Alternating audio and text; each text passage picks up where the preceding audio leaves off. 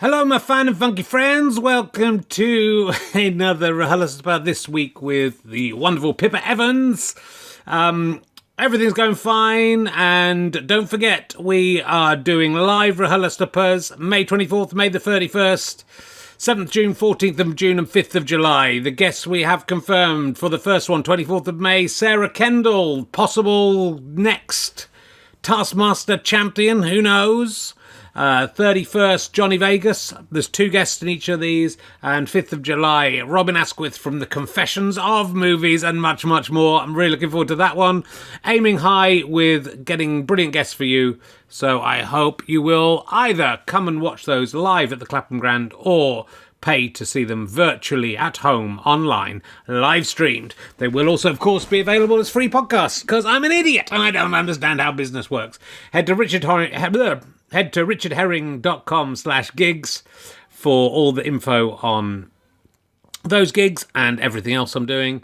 And, you know, be nice to see you there. We're carrying on remotely for the moment, so do keep an eye on Twitch, twitch.tv/rkherring. Puppet shows on Thursdays, snooker on Monday, and RHLSTPs on Wednesdays. For the moment, May Martin's coming up soon, and haven't got any other people booked in yet, but we'll do by the time you hear them. That's how it works. Anyway, let's sit back, relax, and enjoy RHLSTP with Pippa Evans. It's a really good one. I think you're going to enjoy it.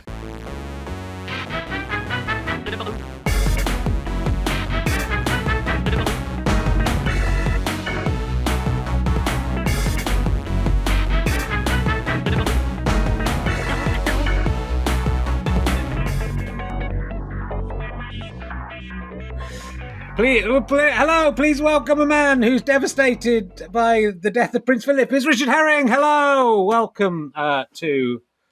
We're here at St George's Chapel, Windsor Castle, to another episode of Richard Herring's long, solemn tribute to Prince Philip. I was reading a Guardian piece about the Jeremy Paxson episode that I did. They only took them 5 weeks after the original transmission to get the story. That's how cool the Guardian journalists are. They called it RHLSTP in that article, so maybe it's catching on. I don't know.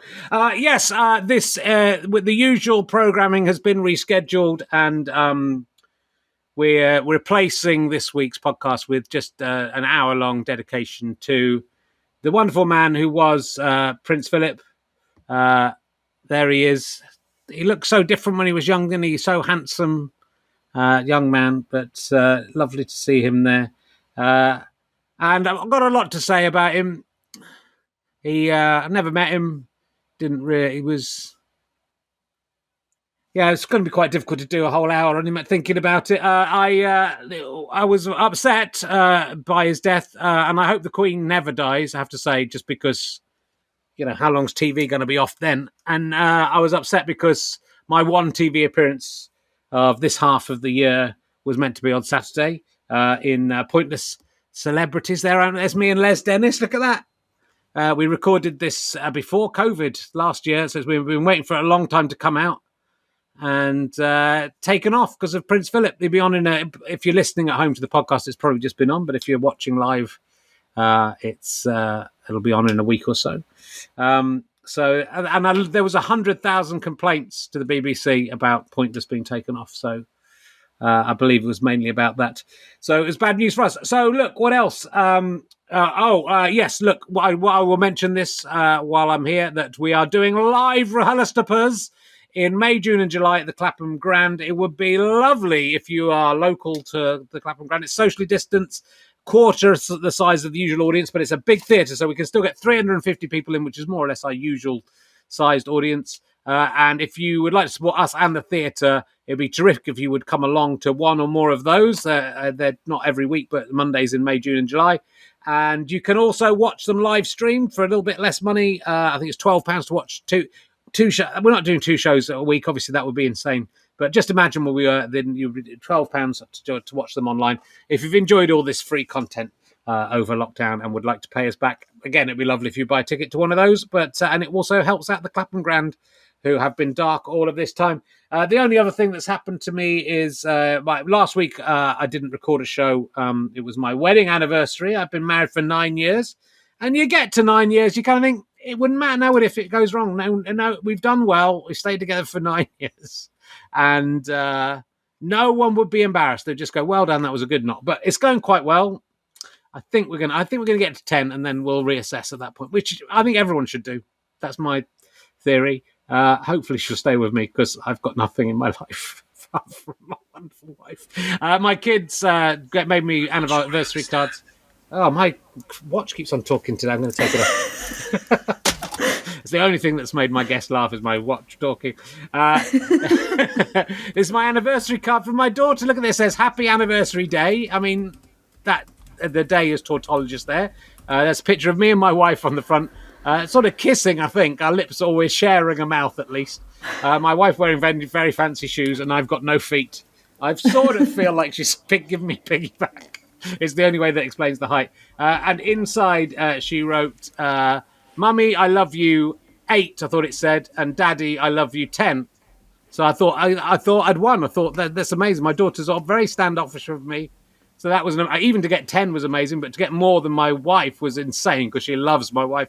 But then I realised that's an infinity symbol there, which I'm quite impressed she knows the symbol for infinity.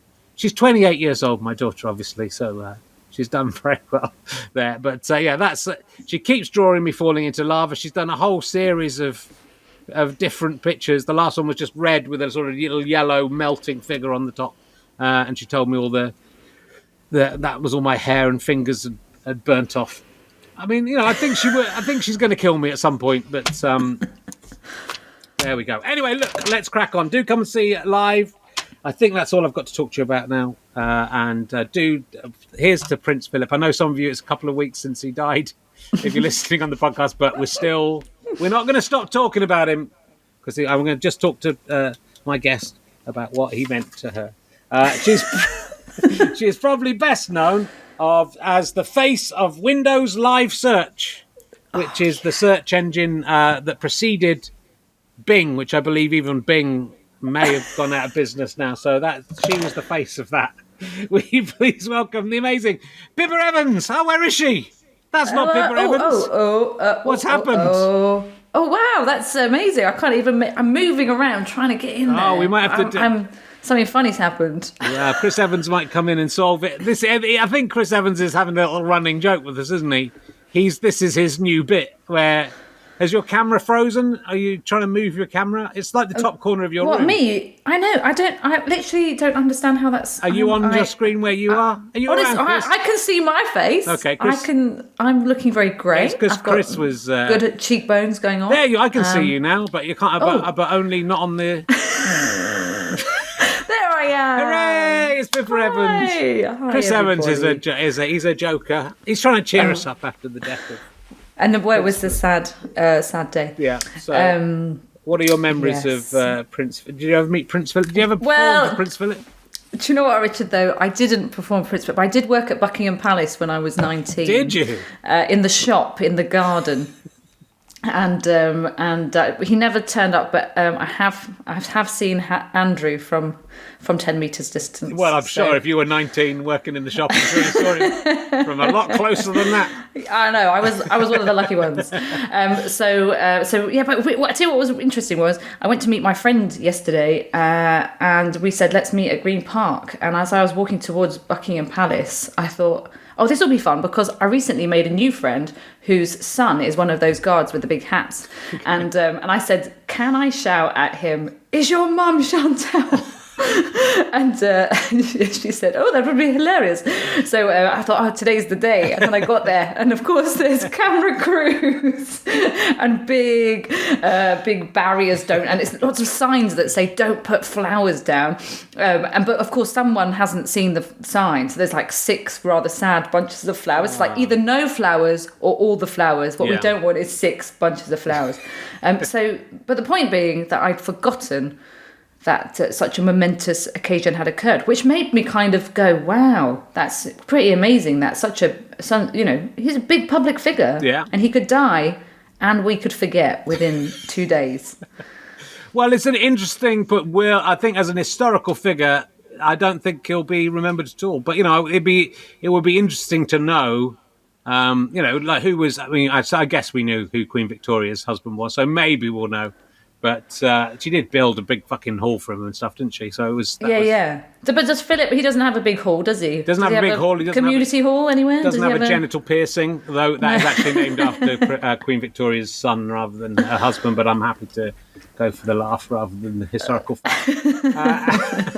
But maybe he will do. I think the Albert Hall was only built after his death, so maybe Queen Elizabeth can knock down the Albert Memorial and build a Prince Philip Memorial. But I don't know about you, Richard, but I do. I am one of these people that feels the tension of being brought up to be a very good young lady. Yes. I mean, you don't have that tension, maybe. Not exactly.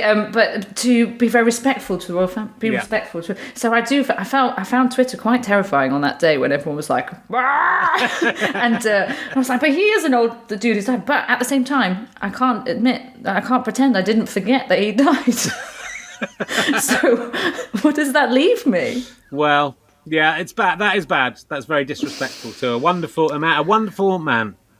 That's all I'd like to say about. He had a hat. He was good in Doctor Who. He looked good in a hat. So tell me about you talk quite nicely about the I got it right. Windows Live Search, was that what it was called? Because I read the audio. I listened to the audiobook, and then I thought, I must write that down. That should be her credit.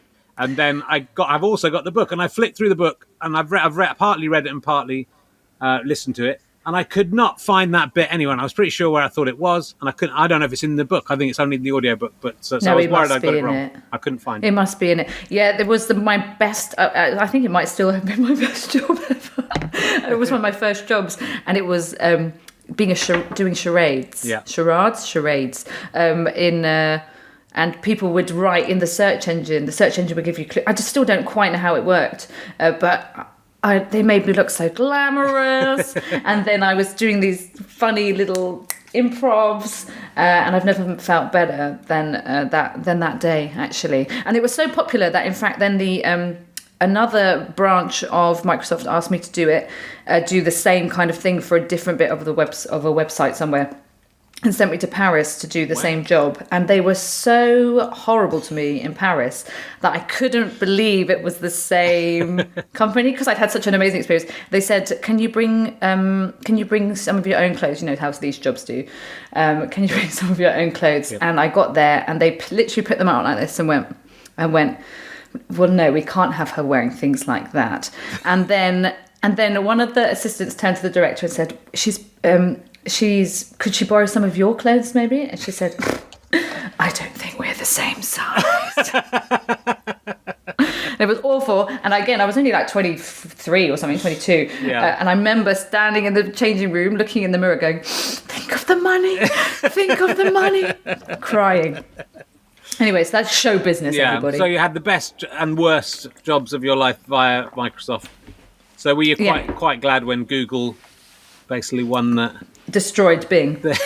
Bing was destroyed. Because for a moment, I was the face of Bing as well. Right. When it changed, I became Bing. Okay. So, but it was before screen grabs existed. Yeah. So it was impossible to. So I don't have any evidence of this. You're gonna have to believe me. I think if they got Matthew Perry to do the face of Bing, and then that would have. He probably can't do it because he probably doesn't own the name of the character, but that would have made Bing a success, I think, wouldn't it? 100%, but probably would have cost far more than whatever they paid me. They've got to think about the long term, though. They paid you, they do, and then if they paid him, they'd be Google. But they pay. I'm not saying you're not as good as Matthew Perry. Hey, Matthew Perry's my dream man, and I think we'd be an amazing pair. We could have been Pip and Bing. It could have been. Why did they have Matthew Perry and Bing Crosby, a sort of virtual reality Bing Crosby? They could have double Bing squared. I should have been working for Bing. I could have made Bing, and then they could have got Bing, the children's character. If they'd waited a bit, they could have got Bing from the children's cartoon Bing. I don't know what that is. Well, you don't want to know. You're very lucky not to know. Is it literally just called Bing, or is Bing a called Bing? He's called something? Bing. The show's called Bing. He's called Bing. He's a rabbit with big ears who's looked after by a tiny toy. Sounds like someone panicked when they were asked to write that show. I haven't watched the rabbit. Mark Ryler's played the Bing's. What's he called? Fucking hell. My God. He played being. Does he have a drug problem? Is it a troubled rabbit? Well, I think that there's a lot of questions about what the society is, because it's different animals and they're all looked after by these tiny toys that the adults.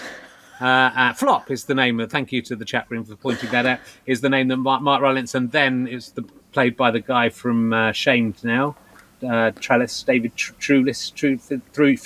I think he plays it now. But yeah, so some people think it's some kind of apocalyptic nightmare where the grown-ups have died. Some people think it's maybe the parents have died, and this is the way that they. He's annoying, but he's not as bad as Pando. I went to see the live show, but I did talk about it. Charlie Brooker was also there, and I believe we talked about that on the Charlie Brooker podcast. And I wouldn't want to bore my listeners by going over the same things over and over again. I just don't do that. That's just not something I do. I used to nanny this little girl, and I took her to see Angelina Ballerina live. Right. So it was done by the Royal Opera or Royal Ballet Society or something. And so Angelina Ballerina just had a massive head, massive mouse head, and then just danced. And of course, because it's ballet and it's got a massive head on, can't speak. So then about 3 minutes in, all of these children, aged between 4 and 7, are just turning to their carer going, "But why aren't they talking? Why aren't they talking?" That was the whole show. And trying to explain Angelina's so moved by her dance that she's unable to speak right now. I think the live show of being like it was the same day as an England World Cup match, and I was watching it on my phone. I think I got in there, got my photo taken with them, everything afterwards. My wife stopped me looking at my phone, quite rightly. But I think they did it with puppets, and then the people, and they're quite big puppets. I think that's what they did, and then they were talking. So they were able to talk. But I wanted Pando to be executed at the end of the live show. I thought that would have made that would have been something for the parents. It'd just been hanged in a noose. It would have been good. So look, it's lovely to have you back, Pippa. I want to say thank you very much for coming back. The last time you were on, you followed Brian Blessed, which was quite that was I felt that you did very well, and it was still a very good podcast. But I feel it was a little unfair on you because it was a different, it was a weird atmosphere in the room. I felt like I needed to come on like with sage and sort of cleanse the aura of the space, because but we couldn't have there was no way anyone could have. I was thinking, like, who could have no one could follow Brian Blessed, because all we did in the end was speak about Brian Blessed, because he was still there. He left the building, but he was still there. His voice was still echoing around the walls. And also the audience were all kind of like stuck to their chairs, in that kind of 90s film, like, God damn, man, the voice was big. So everyone was in shock. We were all in shock. If anything, we should have just processed our trauma together during that time. I think we did. Well, yeah.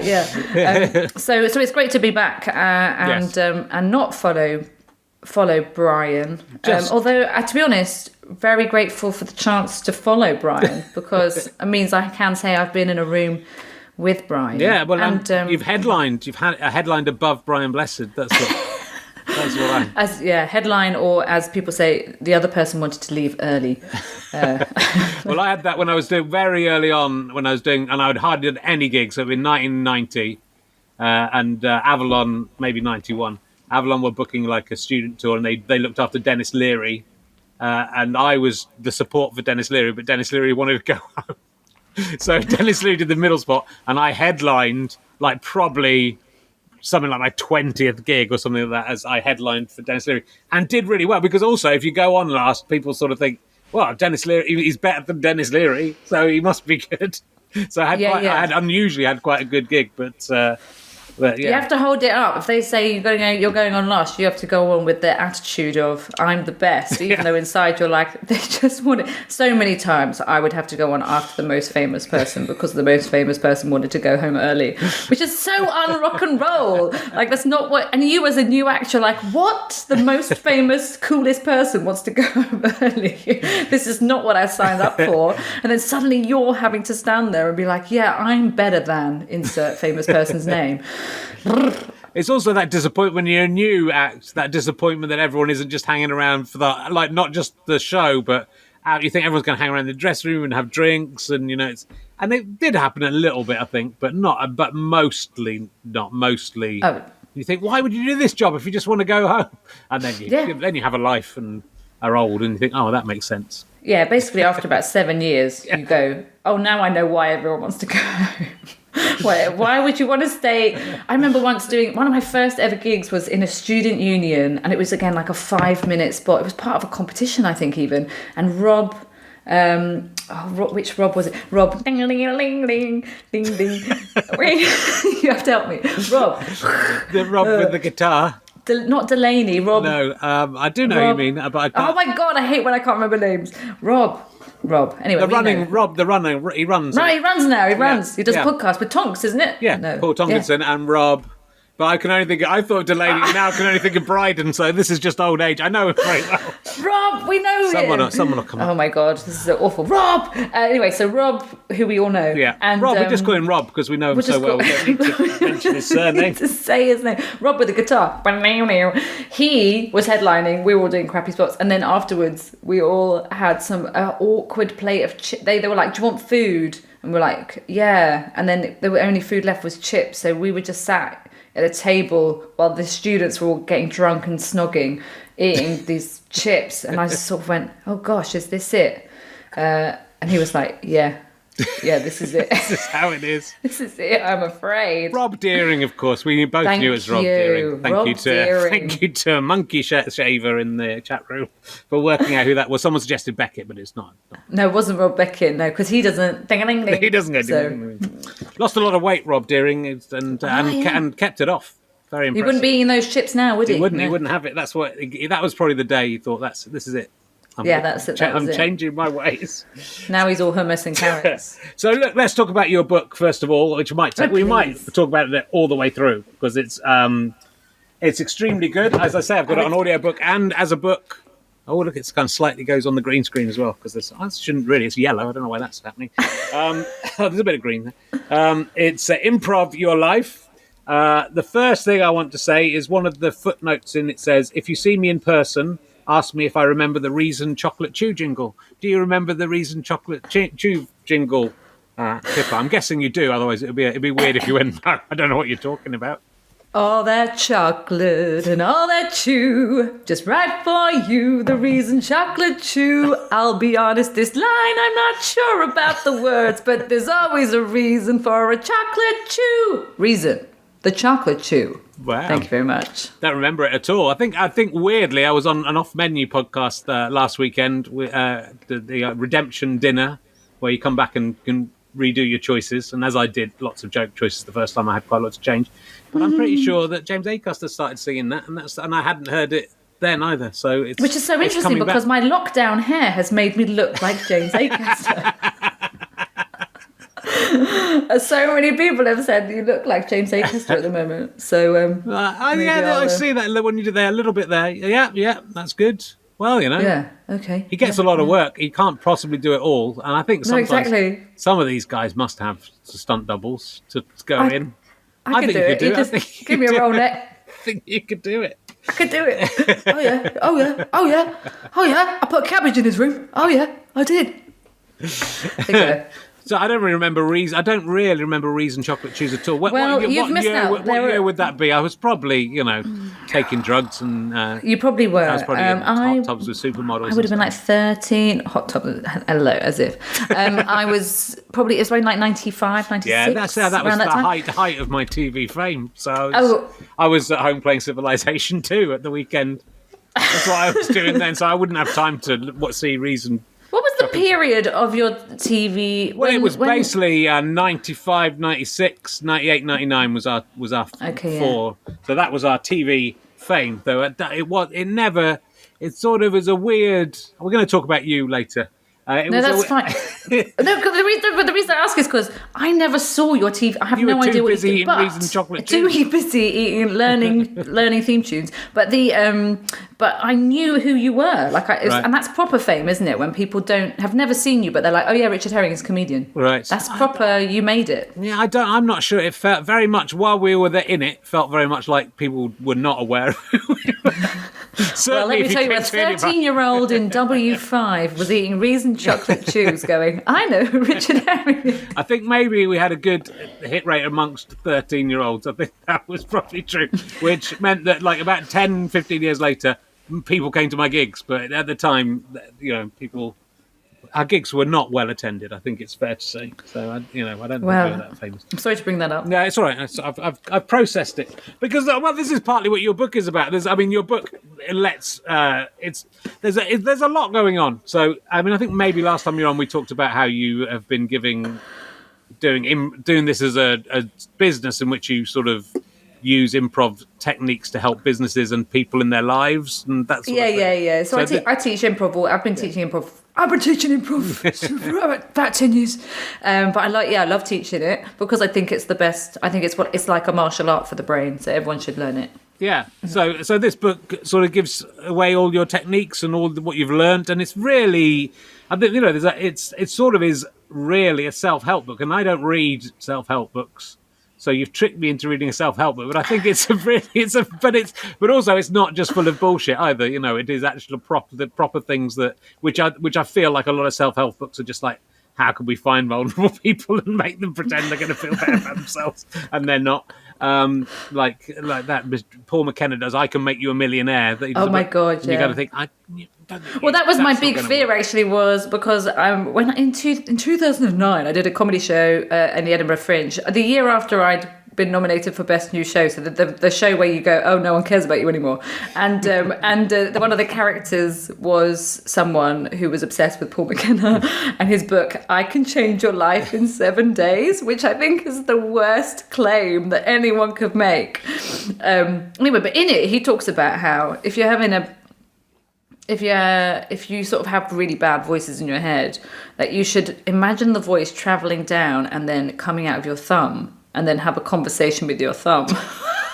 and I was like, this is the way. And so I just acted this out, obviously on stage, and to 3 or 4 people laughing quite hard.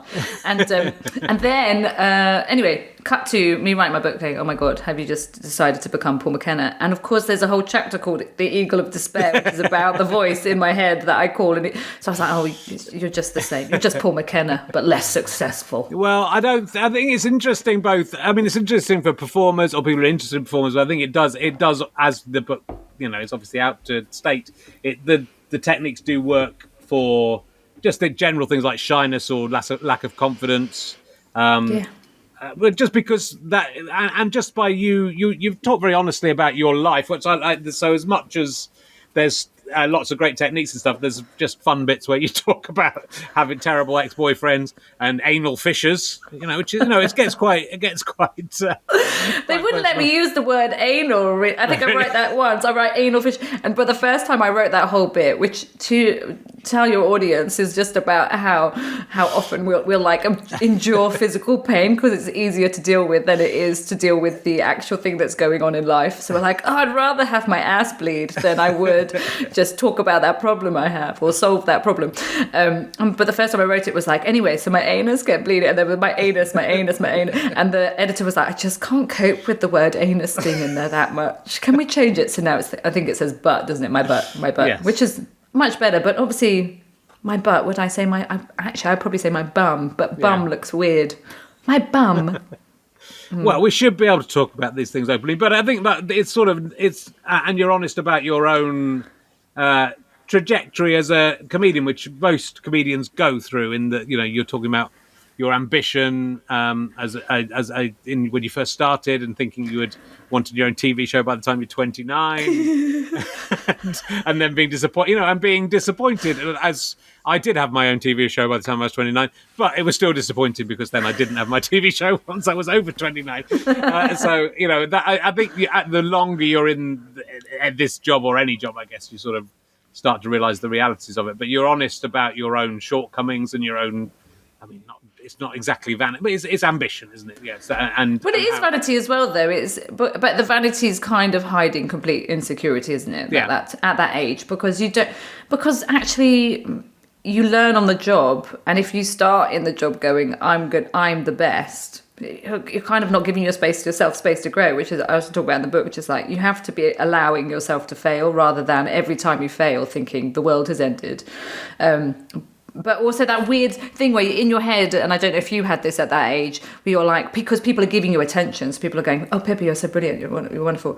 And a bit of your head's going, I don't think I am, actually. I think I'm okay. Like, I think I'm quite funny, but I don't think I've quite mastered it yet. But people, so then you're like, oh, maybe I am. Maybe I'm really brilliant. So that difficulty of trying to manage the fact that people bullshit you, right? Sure. Because they want you to be brilliant, because they want you to be the solution to their next 6-part series that they can sell. Yeah. And a bit of you has to believe you could do it, but also you have to have that reality check of like, actually, I don't think I can deliver this right now. But yeah, it's a difficult time. Yeah, it is. But it's interesting to see someone going through it and learning, and you're obviously a lot more. It's about sort of calming down a little bit, isn't it, through doing this stuff and through what you've learned through improv to get to this point. And you know what you do. And I was watching a little bit of you. I was watching your vegetables. I love vegetables song that's on your website. And so when you're doing your improvised musicals, and you're literally making up these really good songs, and it's incredible to watch it. And it's when, as you know, even as someone who's worked in the business for 30 years, I watch that and go, how the fuck is she doing this? Because it looks, there's bits where you go, yeah, I can see it is definitely improvised, but it actually it's so confident and so assured and it's genuinely like brilliant. The song's properly brilliant, and I'm presuming you don't just go to the pianist. Let's just use that tune we did last night, because you can see bits where the piano's not, where he's trying to follow you, and so you're both improvising, and yet it comes out so well. So you're very, very accomplished as a performer, and it does take that length of time to get there. But I think it's that sort of realizing that in itself is the prize, isn't it? That's better than, the fact that you have this incredible skill, obviously very successful Showstoppers, that's in the West End anyway, so I don't think you feel too bad about it. But what I also think is about, actually, I don't think I enjoyed any shows pretty much that I did in my 20s, because I was constantly in them going, right, what do I need to do? How do I make this good? So it was all about like getting through it. Yeah. And that was such a weird realization, to be like, oh, I could be doing this 20 minutes of stand-up and having a good time. That was such a strange idea, that I always felt like each 20 minutes was a massive endurance of okay, I've got to do this, and by the end I have to have done it well, which is kind of really messed up, isn't it? Yeah. And then occasionally I would do a show and just have the best time. Like I remember doing generally Comedia Brighton, I just love as a venue, and I remember doing the Late Show, and late shows, they're not often great, are they? Late shows, it is mostly crowd control. And I just remember this guy being dressed as a Mexican wrestler and doing 5 minutes of me and him just like shouting at each other, but in a really great, funny kind of improvised, we're together in this bunker, there's a man dressed as a Mexican wrestler. And I really remember that as like, oh, this is really fun, which surely should have been a sign to me of like, oh, the thing you enjoy the most is shouting with a man as a Mexican wrestler and like creating a little story, a little narrative. And I actually, and so I've always felt like, actually, I really like heckles. And then I was doing, not Just a Minute, what's the other one? I'm sorry, I haven't a clue. Yeah. With, and Jack D was on with Harry Hill, and I said, we're just chatting, around, and I said, I really love hecklers. And obviously as two single, men who do stand up where they've got a show, they were like, we hate hecklers, they ruin everything. And it was just a funny conversation to have, where I was like, wow, we have such a different approach to hecklers, whereas for me a heckler's like such an offer, like, ooh, this could, forget what we were going to do, let's do what this is. And whereas they're like, you're ruining my show. Probably slightly different in a 2,000 seat venue rather than a 200 seat comedy club. But that's interesting, because I think like my inclination, I think, as in my 20s was it was to write something and learn it and stick to it and be very solid with it. And I talked to Reg D. Hunter about this, but I saw him do a gig where he seemed to just improvise an entire set about what had happened to him that day, and that was in about 2004. I just thought that'd be amazing to do that. But actually, that that ability to just make stuff up and go with it and have the confidence to do that, you can do it if you, and actually you're tethering yourself to a script, or you're tethering yourself to a situation, and then if you can't cope with things going wrong, it's quite. There was a do you see that clip of the Australian comedian who was doing material about Prince Philip, and then halfway through the gig was told Prince Philip had literally just died. And it was like this amazing moment because he was fuck, but then he just sort of went back into doing his set with the tenses slightly. You can see like it almost looked like he was improvising. You go, oh no, he's just gone back into his set, and yet you think this is you can get 20 minutes out of just the embarrassment and the hilarity of you finding yourself in this situation. It was still great, and there was loads of good stuff in it, but it sort of, I felt slightly disappointed he went back to his prepared material rather than just exploring just trusting situation. The moment. Because the situation was so bizarre and so unusual that he, even if she's going, what the fuck, what are the chances of that, and then just seeing where that went. And I think it sort of feels, there's a thing that I felt reading your book, which was, and I don't know what bit it came out of directly, but it just sort of made me think about jokes, right? And not really when stand-up comedians tell jokes, but when regular people just tell jokes. They're sort of like, it's sort of a dead comedy. It's like someone having a prepared thing. They're so not funny or so insecure about their own funniness that all they can do is learn a prepared thing that someone else has done, that the person you're telling to has almost certainly heard. It's like Gary Sparrow using the Beatles songs and Elton John songs to look good, except he doesn't look good because everyone's heard it. And I really always hated jokes, once I got over about the age of 6, and I realised it was because of that. They don't have any of that spark of improvisation or personality. If it's a comedian on stage doing jokes that they've written, that's a different thing. But if it's someone telling a joke, I don't know. So I think it depends. Again, it would depend how they brought the joke in. Yeah. So for me, it's about whether you're in the moment or if you're protecting yourself from the moment. So if you and I were having a chat, and again, it doesn't really work the example because we're comedians, but okay, like, so if my dad came in the room and was like, oh, I heard a very funny joke. Here's a funny joke. Why did that? And then I say, stop. It's probably racist. But the fact is that he's kind of bringing it in with that energy of, oh, I heard this thing and I have to share it with you, rather than maybe what you're talking about is that person. Like when I used to work in an old man's pub, which I loved working there, but a couple of the characters there, like, they just would never reveal anything of themselves. They would just be like, 3 men walk into a bar and blah blah blah blah, and you'd be like, who are you? Who are you? Why is that the only thing you're willing to share? Yeah. But I have to say, because I love jokes, I've still got some of the joke books that I got when I bought joke books since I was like 7, all of those ones, knock jokes and all that. But it's sort of about not trusting yourself to be funny. When my daughter tells jokes, and she's 6, she doesn't know what's going to happen in the next bit, and they're always funny as a result because they're not jokes, but she'll start with something that sounds like the beginning of a joke but isn't, and then the next bit will be something else, and it's always really enjoyable because it's coming out of nowhere. And that's what I feel as a comedian, and certainly as a comedian going so long who used to do much more scripted stuff. That's what I just love now, when you're sort of having a chat with someone, especially in podcasts and stuff like that. I did Alice Fraser's Gargle podcast the other day, and she just sprung a question on me, and I thought, I've literally got nothing for it. I don't know, I hadn't thought about this at all, and I just let my mind go blank and just said whatever came into my head, and it was, it was good, it was all right, and it sparked a conversation off, and that's much more exciting than, and I think even when I write a show, I'm improvising it each night and changing it anyway. So there is that element of moving away from the script. But I think it just takes, it doesn't, some people go into embrace straight away, I suppose, but it just takes, this last year for me, I've been doing a lot of stuff that's basically improvised online and with other people and with puppets and having a breakdown. But I'm finding it so liberating. So a lot of this book really kind of spoke to me. I think, also, the interesting thing, because what you just said there was that some people go into improv immediately, and actually, I think I do say in the book, I hope I do, that improv is, improvisation is a thing in itself, and then what I do is improvise musical theatre or improvise comedy, like if I'm doing the Comedy Store Players or something. And so the fact that you're finding it great to improvise now when you're going to podcast is because you have an amazing body of knowledge of how to craft jokes and how to write jokes and how to be funny.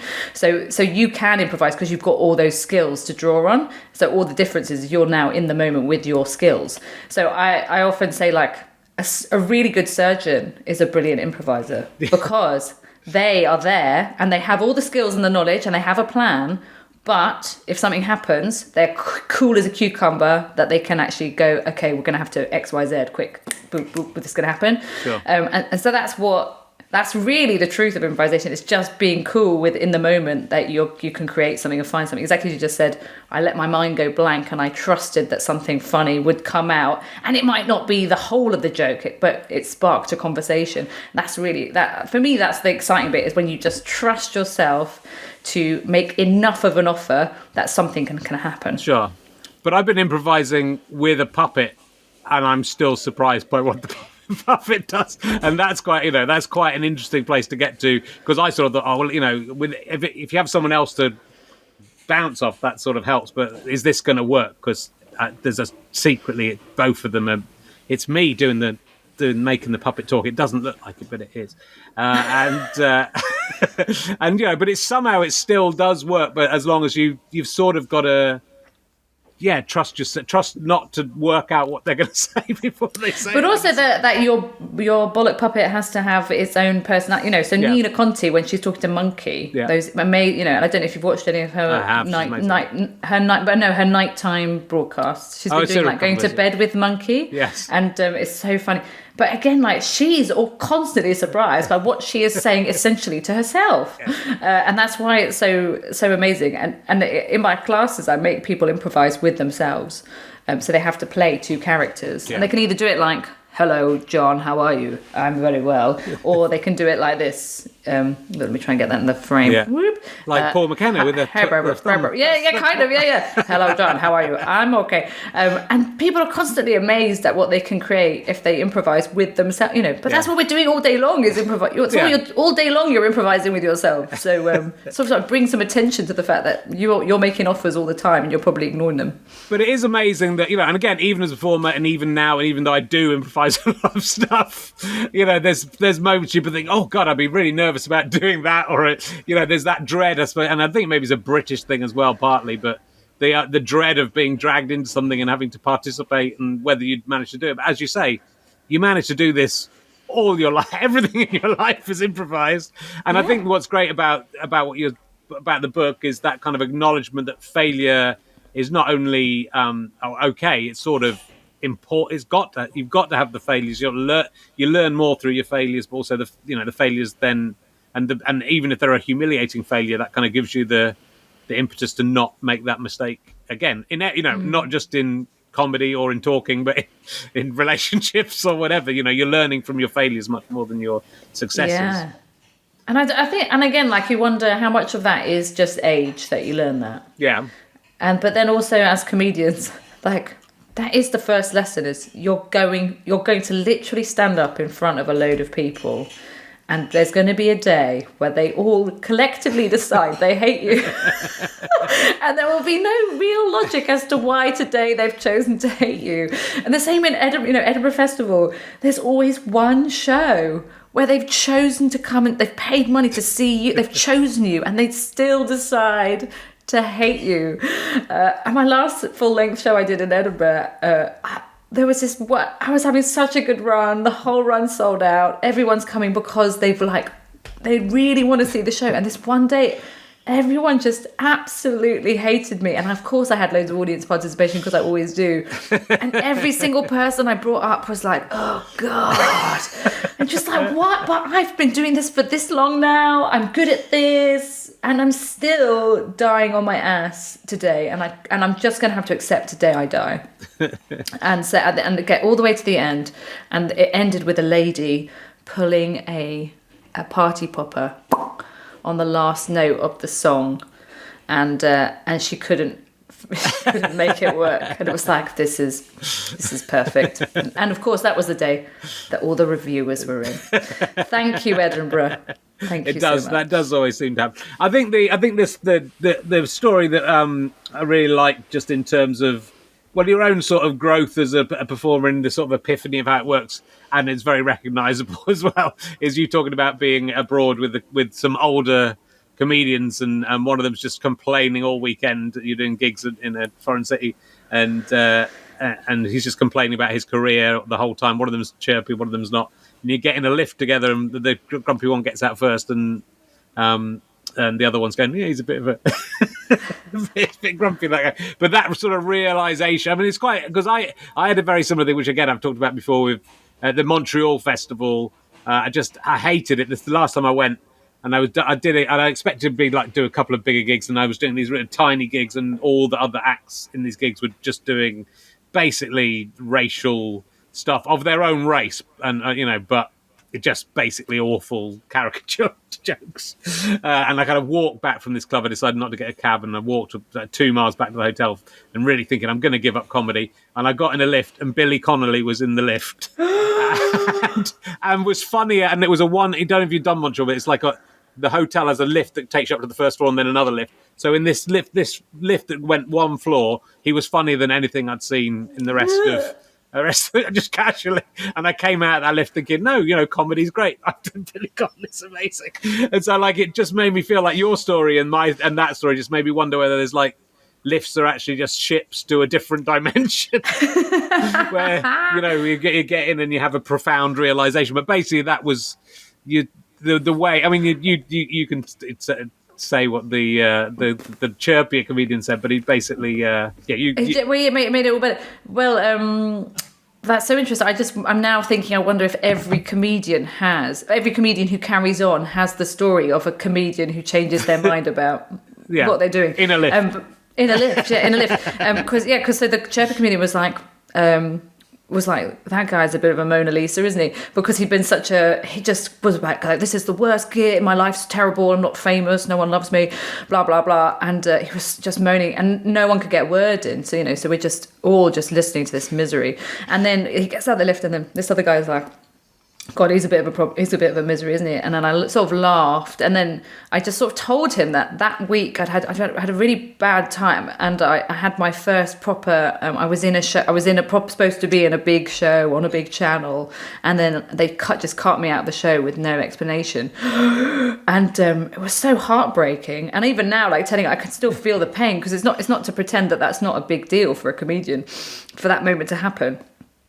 And then this guy just said, oh yeah, once I was given my own TV show, and I'd signed off on it and everything, and it was going to be my name. It was the blah blah show, and then the BBC changed commissioner, and they just cancelled his TV show. So he even signed a contract and everything. And then he was like, do you know what?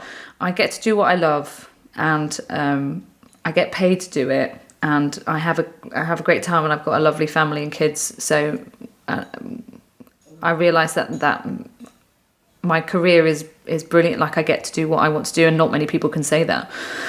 And I just remember just thinking, I've been looking at this all wrong. But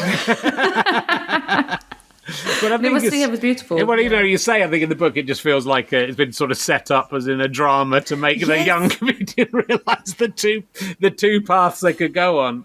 But it is, but it's so much about mental attitude, and I don't think that's just comedy, but you do note it is heightened in comedy, and the sort of people who well, again, some people just, but I think you talk about this, is that some people just see the world as, they're the central character in the story of the world, and everyone else is the peripheral characters, and this is a film about them, and they don't consider that they're, that's not the case, really. Yeah. And so, so they can't, they've got it all mapped out, and they think, I've got to get to this place.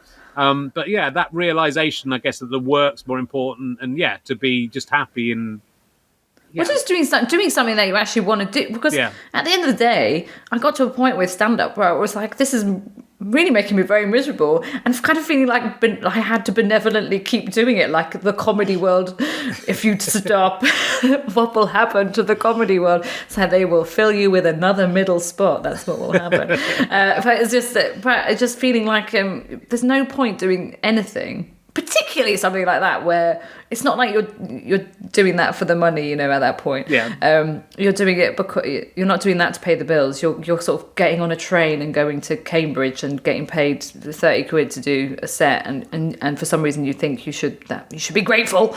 But yeah, rather than just going, actually maybe do less gigs, write better material, and focus on things that you love doing. Why is that so hard to learn? It's strange, isn't it, really? Yeah. But it's a difficult thing, but I think it is. But I love that, because I think I went through the same. I went through the same thing where and my career did seem to be going on that trajectory. And you think, oh, and then this happened, and it was all happening, and then suddenly it stopped happening, and you've got to get used to that, and you've got to get used to all the comparisons that are made between you and the people you've worked with, and all that sort of stuff. But actually, I think if you are happy.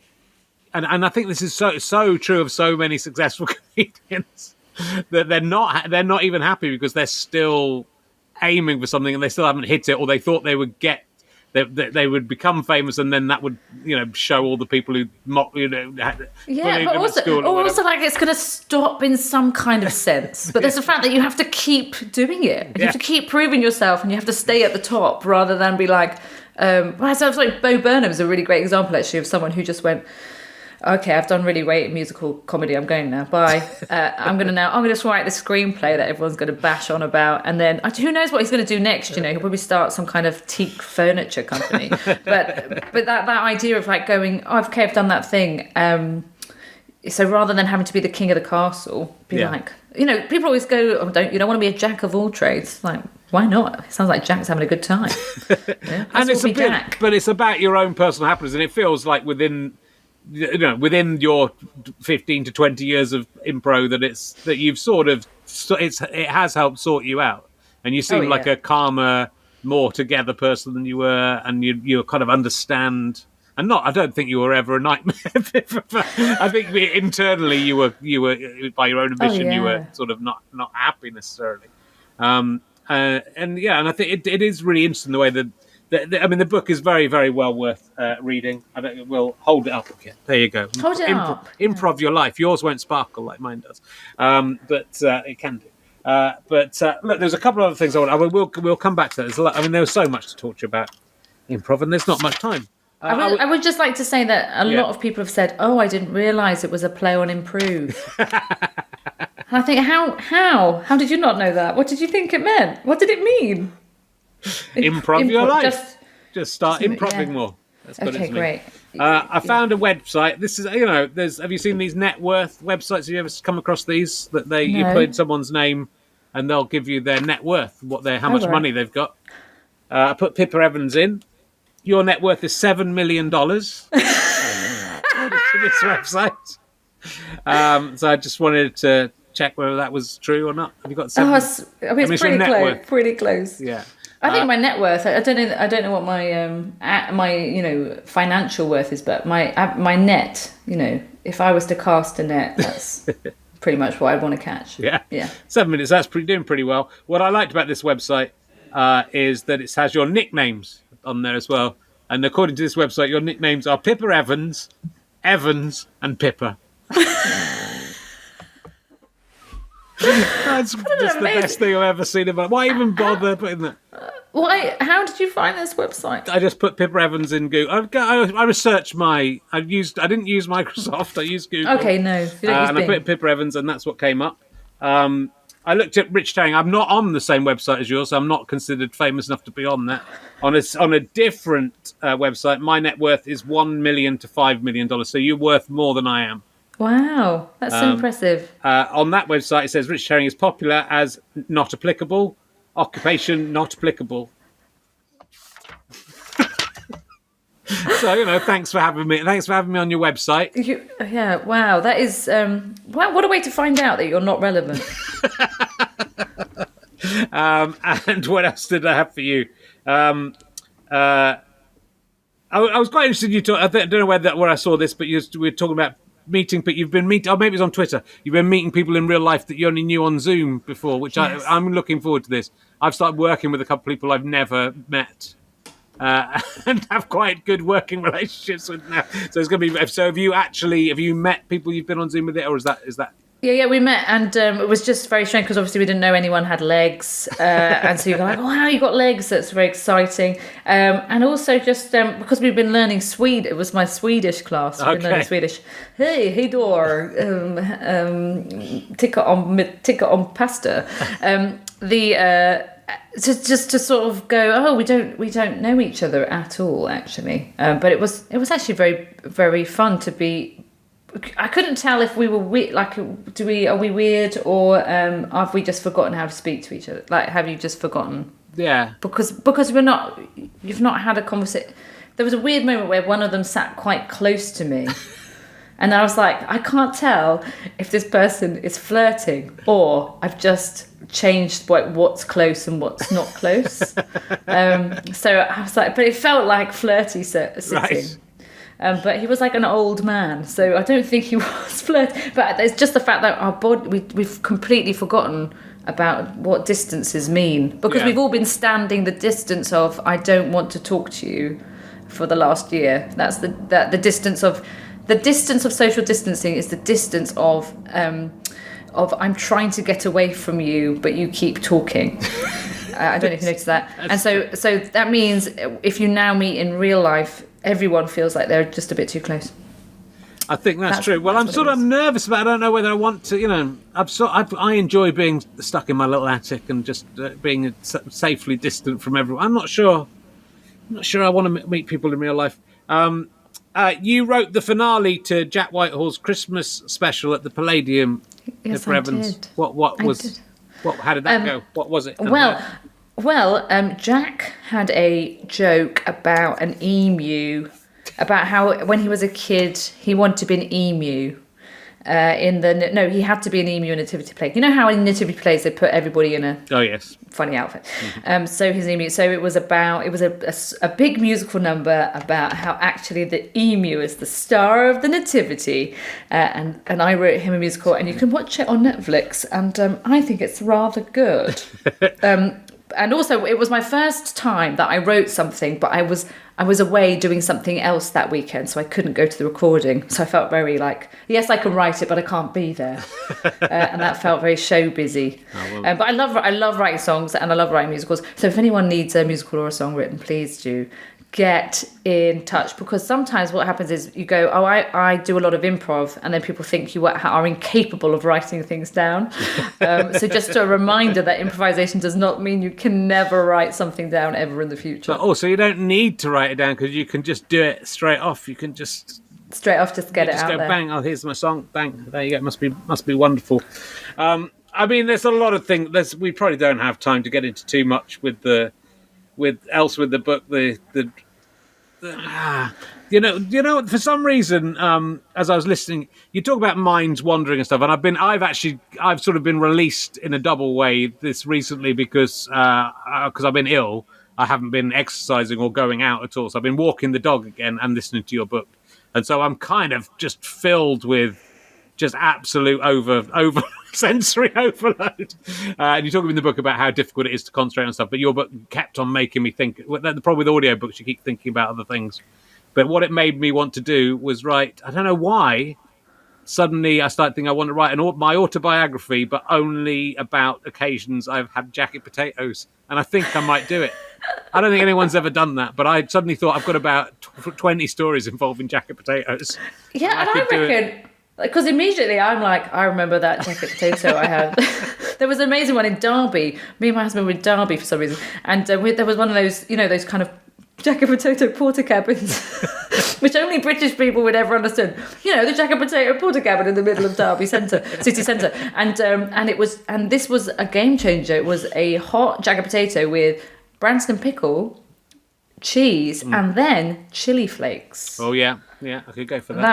That was quite a taste sensation. Well, maybe I should do a podcast where I just talk to people about. Maybe that's what it is. Maybe I should talk to different celebrities, but only about jacket potatoes, and they can't talk about anything else. But I don't know why that came up. But if I do write that book, I will thank you in the credits, because it was something in your book, and I wasn't even that. It wasn't a moment when I was very distracted. I just suddenly thought, oh yeah.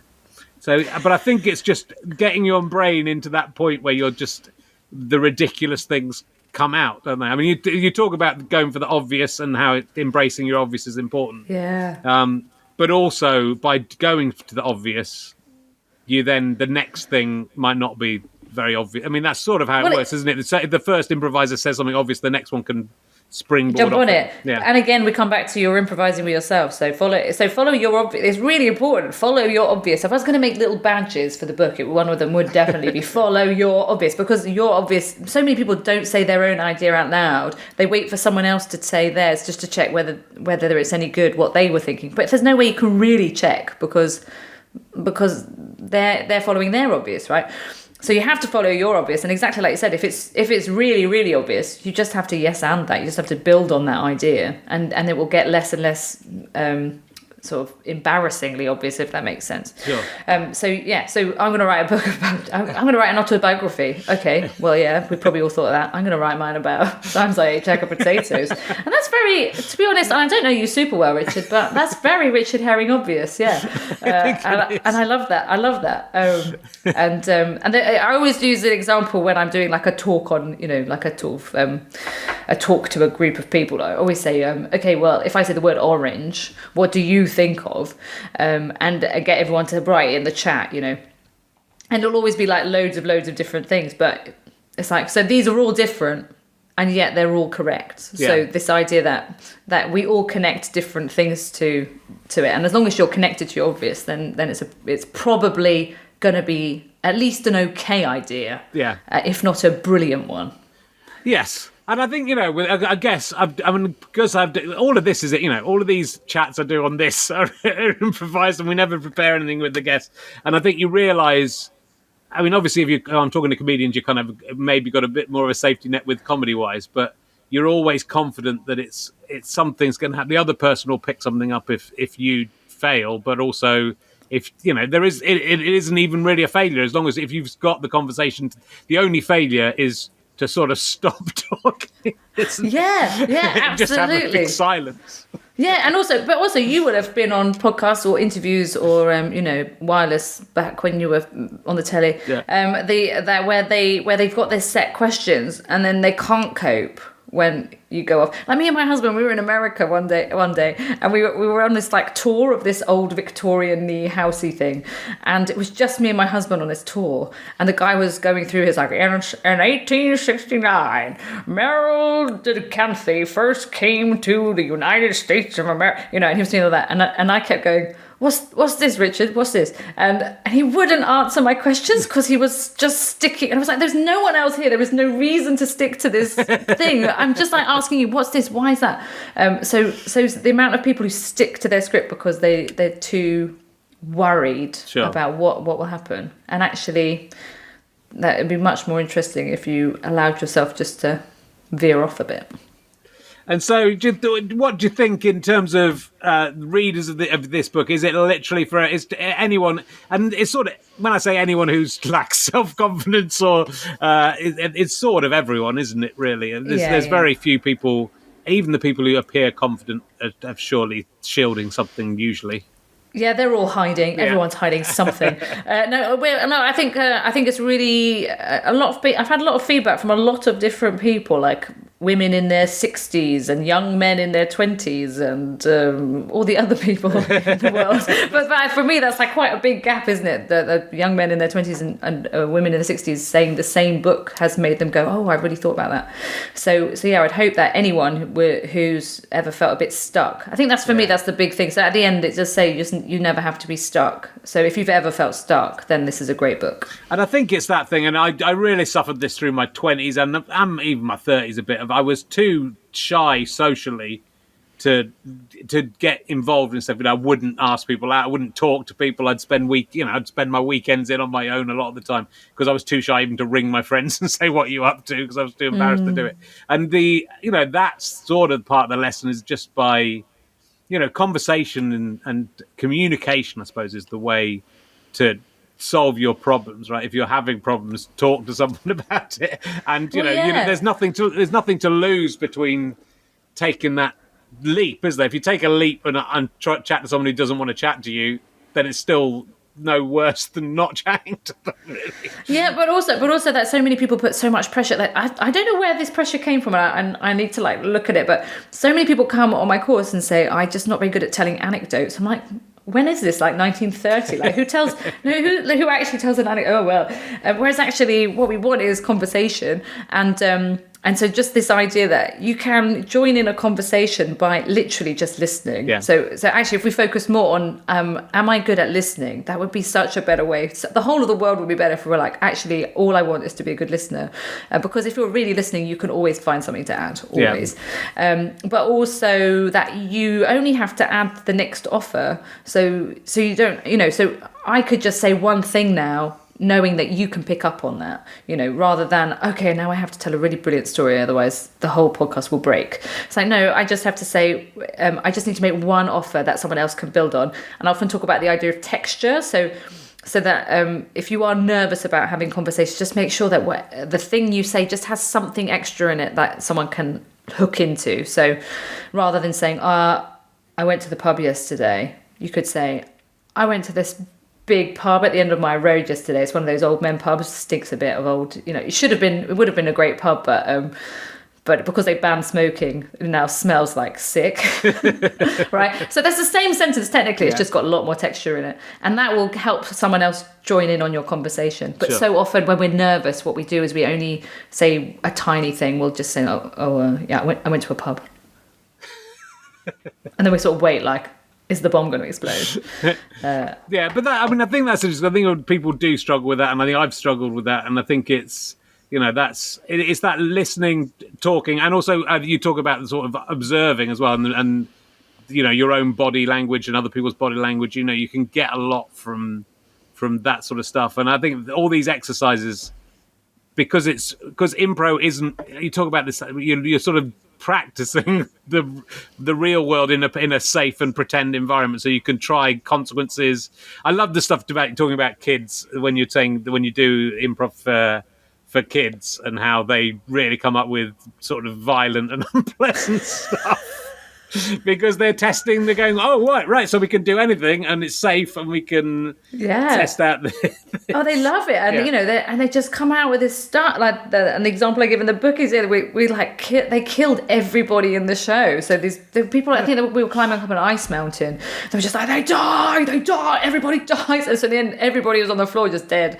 And the narrator went, so what happens now? And this little kid's hand went up and went, they come back to life.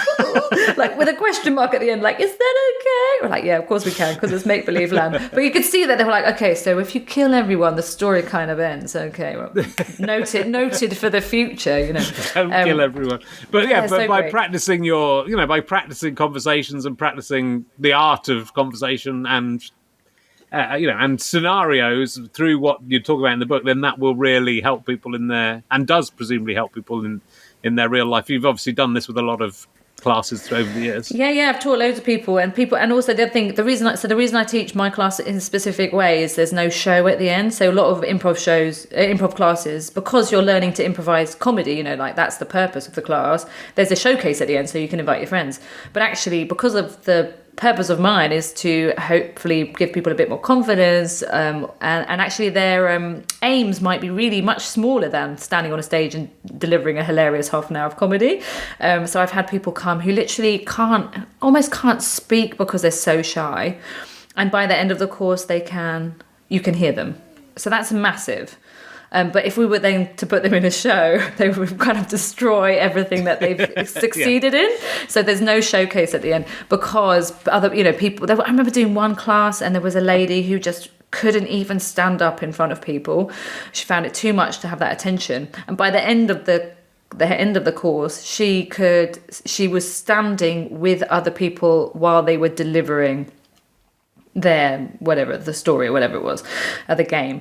And just the fact that we got her from refusing to be on stage, being in front of people, to being in front of people was amazing. But if that had been in front of an audience, that would have been horrific, having seen, as we know, what an audience how they can destroy us with one kind stroke. That's why I love it, is because it's not about making performers. And some people, they do the course and then they go, actually, I'm going to go and do improv comedy because I love it so much, and that's great.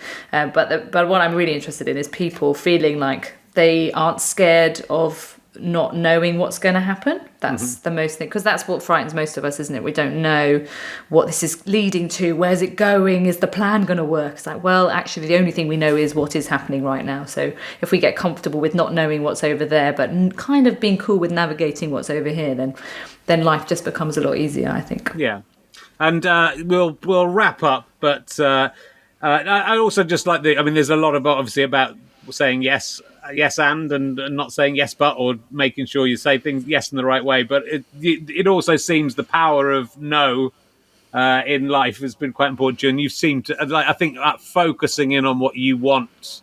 I think like you, I'm very prone to sort of saying yeah, or like you used to be maybe. If something comes in, it's very difficult in our business, it's very difficult to say no to it.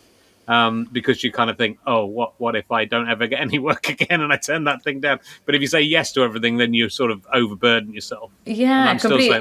But we're so trained for that, aren't we? We're so trained, when you start doing comedy particularly, like, do any open spot, learn your craft, and you do, but then there's something about it that no one ever says, and now you can stop. Yeah. Like, you're 3 years in, you probably don't need to do every shitty 5 minutes that exists.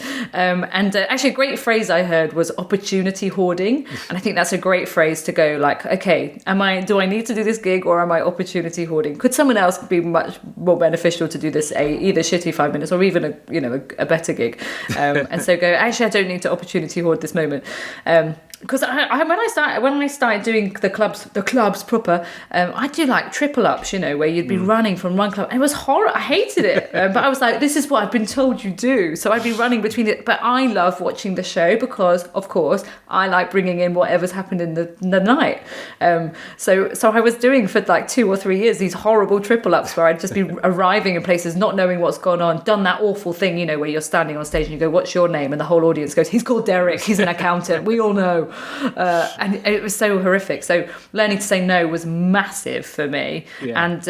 But also recognizing that saying no doesn't ruin everything. Maybe the first time I realized that I should say no more was I was doing Comedia Bath this time. Oh, yeah. I only tell stories set in the Comedia comedy clubs, and I had flu, but I'd been too scared to say I can't do this gig. And because of that thing of they're going to think you're lying and then they'll never book you ever again. And I went on and I did my first, was when I was Loretta Maine. I did a big song and everyone was like, woo! And then I just couldn't carry, I had nothing, I had no energy in the tank, and I slowly died. But in that worst way, like, it's kind of when they boo you off, it's like, that's quite hard, but at least they're reacting. It was more that just silent, oh dear, what happened? And when I came off, the MC just patted me on the back and said, you're not well, are you? So that was when I learned that sometimes it's better to just say, no, I can't do this gig, than to say, yeah, I'll be there. I'll just drink 7 Lemsips and everything will be fine. But all those gigs, all those failures made you who you are today. It made me who I am today. Not your failures, my failures made you. I had a lot of failures. It's amazing how, and those are the gigs that you talk about and remember, because it is sort of, it's important to go through that, and it's important to realise what you realised there, where most of it is nothing to do. That's what's interesting, I think, is when, I've had gigs where I was being booed off before I'd stepped on stage because of the way you're introduced, and and even then, when that was happening, I found that quite funny, because you sort of think, well, this has definitely nothing to do with me. They hate me before they saw me.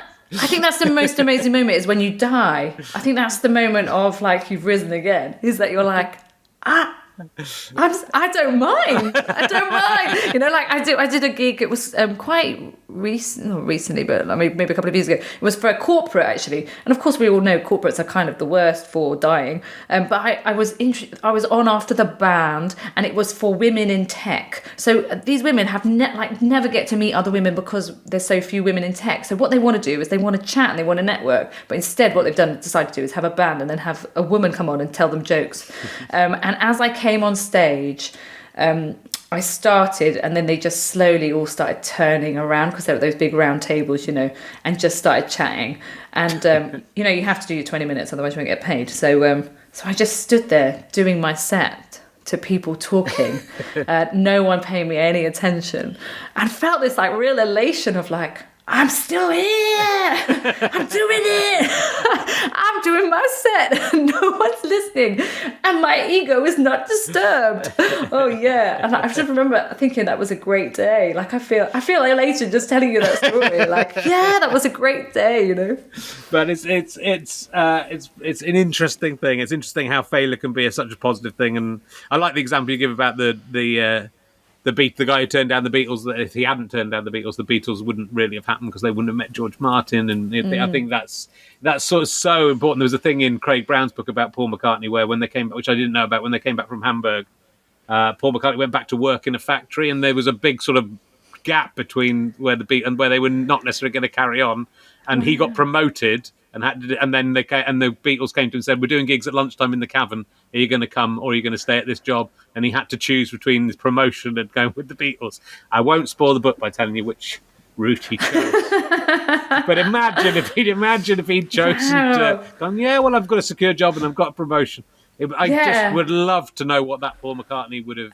That's the sliding doors film I want to see. Is that? And then would Pete Best have been like, "Don't worry, I can play the bass," and then so then it becomes like, "Oh, poor Paul McCartney. He was the fifth Beatle. He's the real fifth Beatle." Well, that'd be amazing. Or none of without him. I mean, everything just changes, doesn't it? With those little decisions. But yeah. So that those knockbacks that feel like they're bad things can often be good things, and learning from them. So I think this is. I don't think you have Paul McKenna. I think this is genuinely a very useful self. I think I'm quite happy and together at the moment, but I still found it useful to have everything sort of reiterated, and there was lots of stuff that I thought was interesting. The best thing about the book, though, is it's the only book I know that comes with a dance break. Yay! And it's worth buying just for that. I'm not going to show you, but there's literally. I thought it might just be in the audiobook, then I looked in the book, and it's in the book as well. And I love you for that, Pippa Evans. Look, thanks very much for doing the show. Are you going to be back in theatres now? Have you got any plans to do anything? Showstopper will be back on the road. But we're back in the West End. Oh my god! On June the 7th. Brilliant. Which is really exciting with Showstopper. But we're also still doing our live stream. So I think our next live stream is the 23rd, 24th of April, which is probably not useful for your podcast listeners, but for the viewers at home right now, please do come and watch. That's kind of it. And then I'm doing some bits and bobs with my book. Yes. And obviously I teach all the time, so if anyone wants to come and learn improv, come learn with me. Brilliant. We'll put your website in the description. People can check that out. Thank you very much, Pippa Evans. You are fantastic. Next week, I am talking to Anneka Rice. Yes, I am. If you want to watch it live, we're doing it on Monday night because you can't do Wednesday anymore. So Monday at 8 p.m. And I'll do snooker on Tuesday at 8 p.m. Anneka Rice. That's not bad, is it? That is amazing. I mean, I'm very excited. Super cool, and she still looks exactly the same. She does. Because I did a show with her, because you know how you always end up doing a show with random people, and I was like, oh my god, you still look like Anneka Rice. I don't have to guess. Oh, you're Anneka Rice. She is Anneka Rice. She seems fantastic. She's been very funny on direct messages with me. I'm very much looking. It's probably a good thing. We're not going to be in the same room because I think I might get too overexcited by meeting Anneka Rice. She still fits in her suit. You know, like how Olivia Newton-John talks about how she can still wear those black leggings from the end of Grease. Right. It's the same for Anneka and her jumpsuit. What a woman. What a woman. And what a woman you are too, Pippa Evans. Thanks. I also fit in my own jumpsuit. You still fit in your jumpsuit. I can't fit in my jumpsuit. Just call me James Acaster. Thank you very much, everyone at home. We'll see you next week. Thank you, Pippa. Goodbye.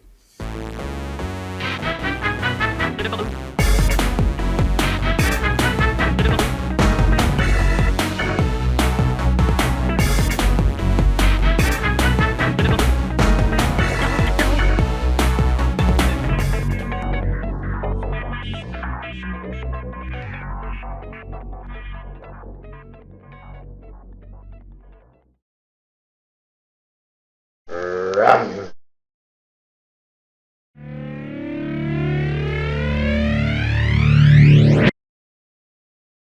How do you like them Sky potatoes?